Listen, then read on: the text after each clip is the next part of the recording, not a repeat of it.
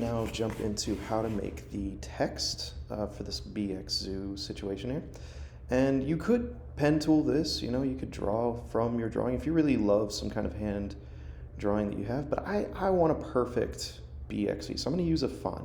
And I don't know if you remember, but we went to defont.com and we looked at different serifs and sans serifs, and it is a really wonderful site that allows us to download free fonts. And I'm going to go into a sans serif, and you know what? I'm just going to try this one out. It's called Lemon Milk. That works for me. When you get the zip file, though, make sure that you go through it because you want to make sure that you have something you can put into your library.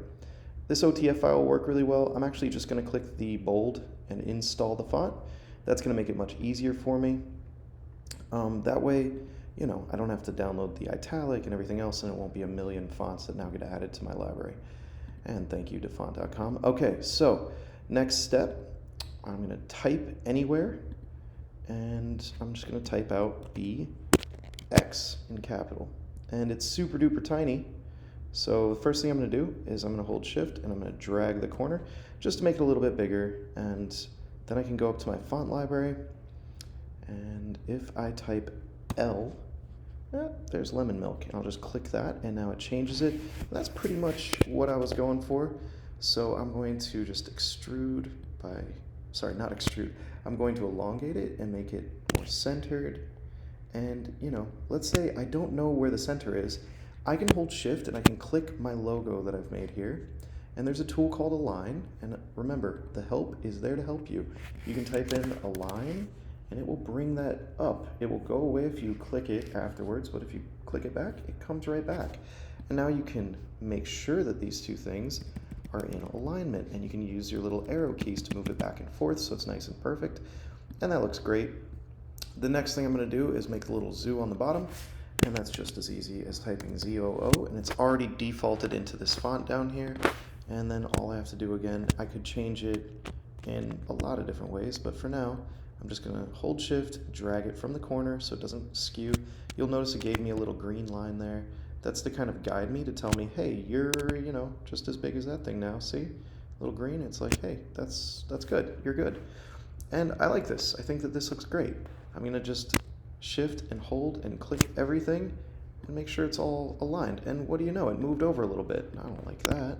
So now I'm going to go here and I'm going to make sure, that sure enough, it's aligned right on there. And so that way, when I click Align, everything, sure enough, goes right down the center line. It's a little step, but it makes a big difference. The next thing is that I don't want a font because, if I move it around, see how it gives me this blue line? That means that it's all sort of information. If I want to lock this in, I want to expand this. So I'm going to go to the object and click expand, and that's going to give me points. See the little points? And that allows me to do things like edit the font. So if I like this B, but I want to make it a little bit wider, I can do that. If I want to raise this up a little bit, I can click all the points, raise it up a little bit. I can make edits as I see fit. I can round corners. Some people might not want the sans serif to just be that. They might want to round it. This allows you to do so. It really allows you to change something that already exists in a very nice and measured way. And yeah, that's pretty much my new Bronx Zoo logo. I can go in, make edits. I can, change this thing by holding the selection tool right here. I can kind of round him out a little bit so he's just a little bit more squared off with this guy, see? And, I have my first Bronx logo for the Bronx Zoo. And remember, this is the key.